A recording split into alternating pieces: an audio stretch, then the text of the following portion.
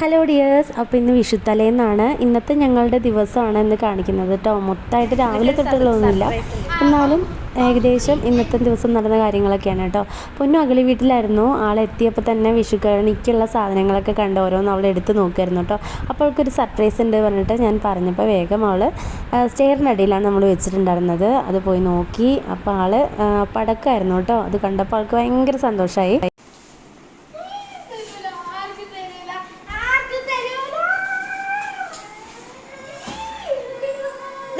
കുഞ്ഞിന് തരും, കുഞ്ഞിന് അറിയില്ല. അതെടുത്ത് വെക്കി, രാത്രി പൊട്ടിക്ക. രാത്രി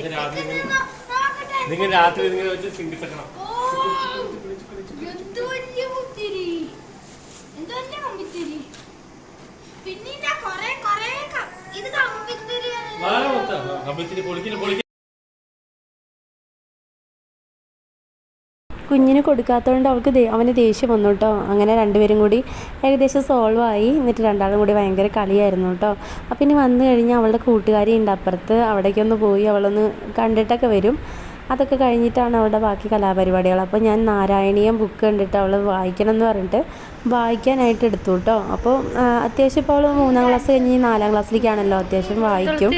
അപ്പം അതെടുത്ത് വായിച്ചോളാൻ പറഞ്ഞപ്പോൾ കുറച്ചൊക്കെ എടുത്ത് വായിക്കുന്നുണ്ടായിരുന്നു കേട്ടോ.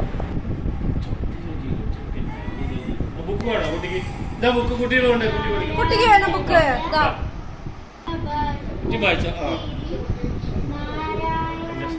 പിന്നെ നമുക്ക് എള്ളുത്തിരി ഉണ്ടാക്കാം.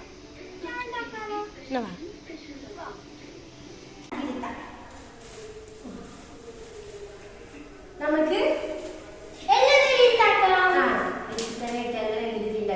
അതിന് അച്ഛൻ്റെ പഴയ മുണ്ട് എടുത്തു. പഴയതായ മതി കേട്ടോ, വേണ്ടാത്ത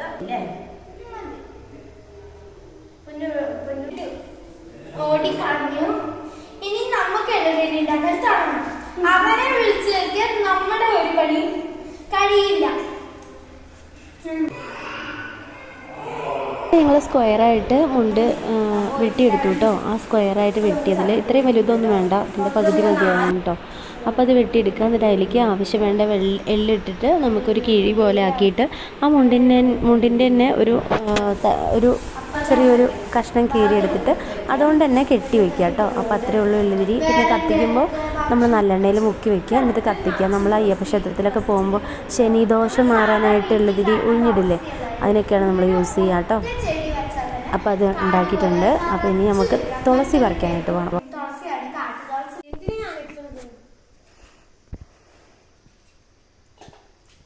ഞാൻ ഉച്ചയായപ്പോൾ തന്നെ അരിയാൻ തുടങ്ങി കേട്ടോ. കാരണം നാളേക്ക് വെച്ച് കഴിഞ്ഞാൽ പിന്നെ എല്ലാം കൂടി നടക്കില്ല. അപ്പോഴേക്കും അച്ഛനും അമ്മയും വന്നു. അച്ഛൻ്റെ നമ്മുടെ വീട്ടിലുണ്ടായ ചക്കയും മാങ്ങയും ഒക്കെ കൊണ്ടുവന്നിട്ടുണ്ട് കേട്ടോ. അതൊക്കെ കണി വെക്കാനായിട്ട് കൊടുന്നതാണ്. അപ്പോൾ അതൊക്കെ ഞാൻ എടുത്തു വെച്ചു. അപ്പോൾ അമ്മ പറഞ്ഞു ബാക്കിയുള്ള പച്ചക്കറികളും കൂടി കൊണ്ടുപോകാൻ, നമുക്ക് അരിഞ്ഞ് വെക്കാം, എന്നാൽ പിന്നെ നാളെ അത്രയധികം പണി ഉണ്ടാവില്ലല്ലോ എന്ന് പറഞ്ഞിട്ട് ഞങ്ങളെല്ലാവരും കൂടി അരിയാനായിട്ട് പോവാണ് കേട്ടോ. അപ്പം ഏകദേശം എല്ലാ എന്തൊക്കെ ആണോ ഉണ്ടാക്കുന്നത് അതൊക്കെ കൂടി ഓരോരോ സാധനങ്ങളും ഓരോരോ പാത്രങ്ങളിലാക്കിയിട്ട് അടച്ചു വയ്ക്കാൻ പോവാണ്. അങ്ങനെ ആകുമ്പോൾ നാളെ നമുക്ക് വളരെ നല്ലോണം പണി കുറവായിരിക്കും. പിന്നെ ഏകദേശം ഒരു 10-11 മണിയാകുമ്പോഴേക്കും നമുക്ക് സദ്യ റെഡിയാക്കി എടുക്കാനായിട്ടും പറ്റും കേട്ടോ. അല്ലെങ്കിൽ പിന്നെ അരിയലും പിടിക്കലും കൂടി നാളേക്ക് വെച്ച് കഴിഞ്ഞാൽ നല്ലോണം ബുദ്ധിമുട്ടാവും കേട്ടോ. അപ്പോൾ ഏട്ടന് ഇഞ്ചിപ്പുളിക്കുള്ളത് അരിഞ്ഞു, അമ്മ ഓലനും കാളനും പിന്നെ അവിയലിനുള്ളതൊക്കെ അരിഞ്ഞു, സാമ്പാർ കഷ്ണങ്ങളും കാര്യങ്ങളൊക്കെ ഞാനും അരിഞ്ഞു. അങ്ങനെ ഞങ്ങളെല്ലാവരും കൂടി അരിഞ്ഞ് ഏകദേശം എന്തൊക്കെ ഉണ്ടാക്കണോ അതിൻ്റെയൊക്കെ അരിഞ്ഞ് ഓരോരോ പാത്രങ്ങളിലാക്കി സെറ്റാക്കി വെച്ചിട്ടുണ്ട് കേട്ടോ. ഞാൻ പറഞ്ഞില്ല, ഓണത്തിന് ഞങ്ങൾ അധികം വിഭവങ്ങളൊന്നും ഉണ്ടാക്കാറില്ല, സിമ്പിളായിട്ട് കുറച്ച് സാധനങ്ങളൊക്കെ തന്നെ ഉണ്ടാക്കാറുള്ളൂ കേട്ടോ. ഇനി അടുത്ത പണി എന്ന് പറയുന്നത് തേങ്ങ ചിരവലാണ് കേട്ടോ. അതൊരു വലിയ ടാസ്ക്കാണ്. കാരണം 1-2 പോരല്ലോ പായസത്തിന്. എനിക്ക് പാൽപ്പായസം ഇഷ്ടമേ അല്ല കേട്ടോ. ഞാൻ പാടാം. പെരിയോനേ റഹ്മാനേ, പെരിയോനേ റഹീം, പെരിയോനേ റഹ്മാനേ, പെരിയോനേ റഹീം, അങ്ങാകാലേ അങ്ങാകാലേ. ഞാൻ ചിരവിടുന്ന തേങ്ങയിലേക്ക് വെള്ളം ഒഴിക്കാനായിട്ട് ഒരാൾ ഇതിലേ വരുന്നുണ്ട് കേട്ടോ. ഭയങ്കര കുറുമ്പാണ് ആള്. അതിൽ വെള്ളം ഒഴിക്കാൻ വേണ്ടി വരുന്നതാണ്. അപ്പോൾ ഇങ്ങനെയൊക്കെയോ ആളെ കണ്ണി വിട്ടിച്ച് ഞങ്ങൾ തേങ്ങയൊക്കെ മാറ്റിയെടുത്തപ്പോഴേക്കും ഭയങ്കര കരച്ചിൽ കരഞ്ഞു കേട്ടോ. എനിക്ക് വെള്ളം ഒഴിക്കണം എന്ന് പറഞ്ഞിട്ട്.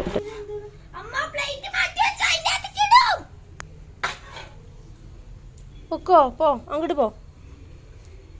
അമ്പിച്ചു പോകണ.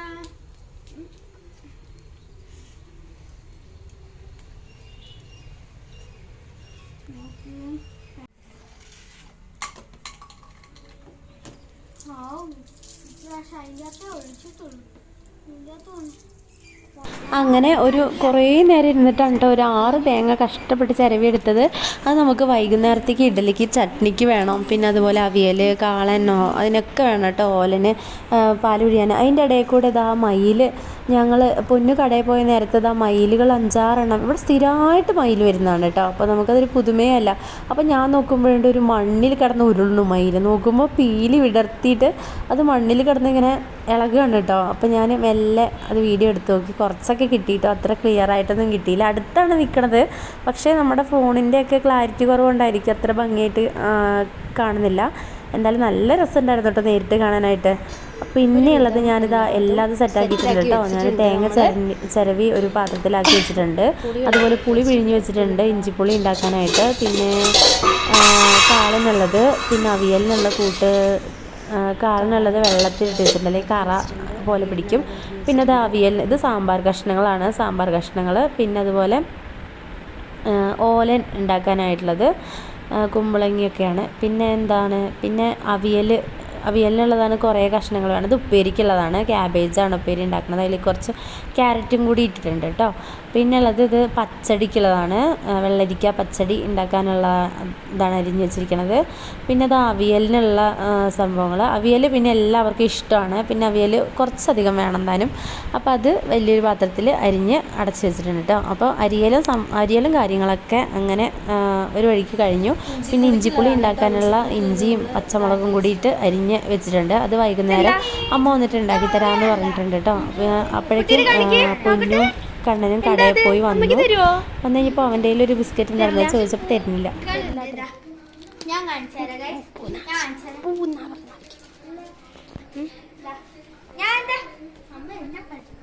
ഓരോരോ പൂക്കൾ കാണിക്കുന്ന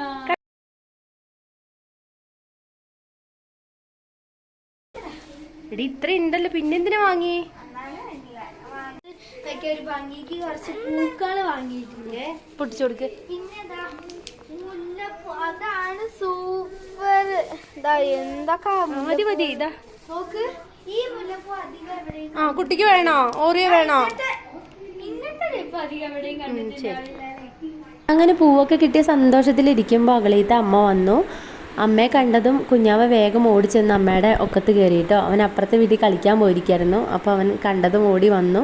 അങ്ങനെ ആരെങ്കിലും കണ്ടാൽ മാത്രമേ അവൻ വരുള്ളൂ, അല്ലെങ്കിൽ അവൻ വരികയില്ല കേട്ടോ നമ്മൾ വിളിച്ചു കഴിഞ്ഞാൽ. എൻ്റെ അമ്മ ഇവിടെ ഇഞ്ചിപ്പുളി ഉണ്ടാക്കണ തിരക്കിലാണ് കേട്ടോ. ഇഞ്ചിപ്പുളി രാത്രി തന്നെ ഉണ്ടാക്കി വെക്കാമെന്ന് പറഞ്ഞിട്ട് അത് ഉണ്ടാക്കുകയാണ്. നമുക്ക് കഴിക്കാനായിട്ട് രാത്രിക്ക് ഇഡലിയും ചട്നിയും ഉണ്ടാക്കി വെക്കണം കേട്ടോ. അപ്പോൾ രാത്രി അതൊക്കെ കഴിച്ചിട്ട് വേണം നമുക്ക് പടക്കം പൊട്ടിക്കാനായിട്ട്. അപ്പോൾ ഇഞ്ചിപ്പുളി നല്ലപോലെ എരിവും പുളിയും ഒക്കെ ചേർന്ന് വരുന്ന സംഭവമായതുകൊണ്ട് ഞാൻ ഉണ്ടാക്കി ശരിയാവില്ല. അപ്പോൾ അമ്മ അത് ഉണ്ടാക്കി തരാമെന്ന് പറഞ്ഞാൽ അമ്മ നന്നായിട്ട് ഉണ്ടാക്കും കേട്ടോ. അപ്പോൾ അങ്ങനെ അമ്മ അതൊക്കെ ഉണ്ടാക്കി വെച്ചു. അപ്പോൾ ആ ഗ്യാപ്പിൽ ഞാൻ അട ഉണ്ടാക്കാനായിട്ട് പോവാണ് കേട്ടോ. അട ഉണ്ടാക്കാനായിട്ട് നമ്മൾ ശർക്കര ഇതേപോലെ ഈ ഗ്രേറ്റ് ചെയ്യണ സാധനത്തിലിട്ട് ഗ്രേറ്റ് ചെയ്ത ശേഷം തേങ്ങയും പിന്നെ കുറച്ച് ഏലക്ക വേണമെങ്കിൽ അതും ഇട്ടിട്ട് നമുക്ക് കുഴച്ച് വയ്ക്കുക. പിന്നെ അതുപോലെ നല്ല തിളച്ച വെള്ളത്തിൽ നമുക്ക് അരിപ്പൊടി ഇട്ട് കുഴച്ചിട്ട് പ്ലാഷിൻ്റെ ഇലയിലോ അല്ലെങ്കിൽ വാഴ ഇലയിലോ എന്ത് ഇലയാണോ നമ്മൾ അട ഉണ്ടാക്കുന്നത് അതിലിട്ടിട്ട് അട ഉണ്ടാക്കിയെടുക്കുക കേട്ടോ. അപ്പോൾ ഞാൻ ആ പണിയിലാണ്.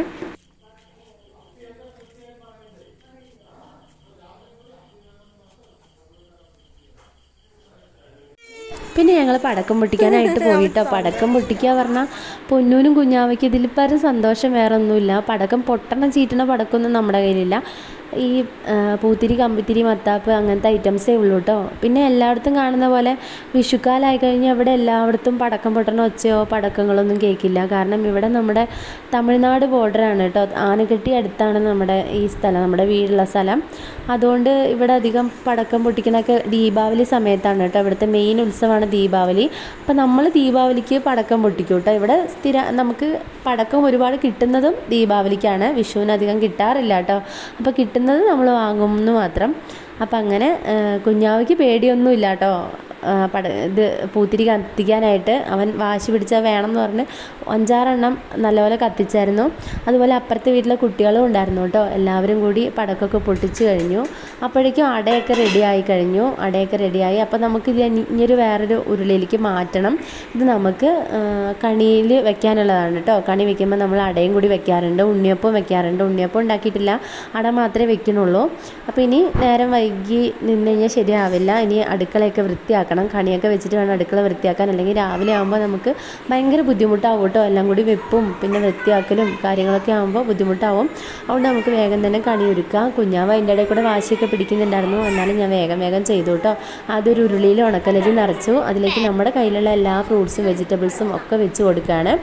അപ്പോൾ കുഞ്ഞാവ് ഓരോന്ന് വേണം പറയുന്നുണ്ടായിരുന്നു. ഇടയ്ക്കിടയ്ക്ക് വരും, എന്നിട്ട് പോകും, പിന്നെയും കരഞ്ഞുകൊണ്ട് വരും. അങ്ങനെയൊക്കെ ആയിരുന്നു. ഞാൻ ആദ്യമായിട്ടാണ് ഉരുളിയിൽ കണി വയ്ക്കുന്നത് കേട്ടോ. ഇതെനിക്ക് ഹൗസ് വാമിങ്ങിന് എൻ്റെ ആൻറ്റി പ്രസൻറ്റ് തന്നതാണ് കേട്ടോ. ഈ ഉരുളി എനിക്ക് ഭയങ്കര ഇഷ്ടപ്പെട്ട ഗിഫ്റ്റാണ്. അതുപോലെ കിണ്ടി നിലവിളക്കും ഒക്കെ എനിക്ക് ഗിഫ്റ്റ് കിട്ടിയതാണ്. അപ്പം കിണ്ടിയിൽ ഞാൻ വെള്ളം നിറച്ചിട്ടുണ്ട്, അതിൽ വെള്ള പൂവിട്ട് വെച്ചിട്ടുണ്ട്, തുളസി ഇടാം. അതുപോലെ ഞാൻ അയ്യപ്പൻ വിളക്കിന് വാങ്ങിയതാണ് ആ ഉണ്ണിക്കണ്ണന്, അതും ഞാൻ വെച്ചിട്ടുണ്ട്. അതെനിക്ക് വെക്കാതിരിക്കാൻ തോന്നില്ല, അപ്പോൾ ഞാൻ അതും കൂടി വെച്ചിട്ടുണ്ട്. അതുപോലെ പിന്നെ സാധാരണ എല്ലാവരും വെക്കുന്ന പോലെ ചക്കയും പിന്നെ ഫ്രൂട്ട്സും വെജിറ്റബിൾസും ചന്ദനവും കുങ്കുമവും പിന്നെ കുറച്ച് നാണയങ്ങളും പിന്നെ ഒരു കോടിമുണ്ടും പിന്നെ ഒരു ഗ്രന്ഥം, അതൊക്കെ തന്നെ നമ്മൾ വെക്കാറ് കേട്ടോ. ഒരു നാളികേരം മുറിച്ച് 2ആയിട്ട് വെക്കും. ഇതൊക്കെ തന്നെ വെക്കാറ്. അപ്പം എല്ലാതും വെച്ച് സെറ്റാക്കി കഴിഞ്ഞു. പൊന്നു ഇടയ്ക്ക് ഓരോന്ന് വെക്കേണ്ട അമ്മ പറഞ്ഞ് ഓർമ്മിപ്പിക്കുന്നുണ്ടായിരുന്നു. ഞങ്ങളുടെ കയ്യിലുള്ള എല്ലാ കണിക്കൊന്നും ഞങ്ങളത് കൃഷ്ണനെ അലങ്കരിച്ച് വെച്ചിട്ടുണ്ട്. പിന്നെ ഞങ്ങൾ വാങ്ങിയ മുല്ലപ്പൂമാലയും കൂടി കൃഷ്ണന് ചാർത്തി കൊടുത്തു കേട്ടോ. അപ്പോൾ എല്ലാം കഴിഞ്ഞപ്പോൾ ഞങ്ങൾക്ക് ഭയങ്കര സന്തോഷമായി. നല്ല ഭംഗിയുള്ളൊരു കണിയായിട്ട് തോന്നി കേട്ടോ. അപ്പം വാൽക്കണ്ണാടിയും തിരുവിടയാടും എല്ലാം വെച്ച് ഞങ്ങളുടെ കണി ഇവിടെ റെഡി ആയി കഴിഞ്ഞു. ഇനി രാവിലെ എഴുന്നേറ്റ് കണി കണ്ടാൽ മതി. അപ്പോൾ ഇങ്ങനെയൊക്കെയാണ് ഞങ്ങളുടെ വിഷു ഒരുക്കങ്ങളും കണി വയ്ക്കലും വിഷു തലേന്ന് നടന്ന കാര്യങ്ങളൊക്കെ ഇതാണ്. അപ്പോൾ എല്ലാവർക്കും ഇഷ്ടപ്പെട്ടെങ്കിൽ മാത്രം ഞങ്ങളുടെ വീഡിയോ ഒന്ന് സബ്സ്ക്രൈബ് ചെയ്ത് സപ്പോർട്ട് ചെയ്യുക. അതുപോലെ എല്ലാവർക്കും ഐശ്വര്യവും സമ്പദ് സമൃദ്ധിയും നിറഞ്ഞ നല്ലൊരു വിഷു ആശംസിക്കുന്നു. ഇതുവരെ ഞങ്ങളുടെ വീഡിയോ കണ്ട എല്ലാവർക്കും താങ്ക് യു. എല്ലാവർക്കും ഹാപ്പി വിഷു.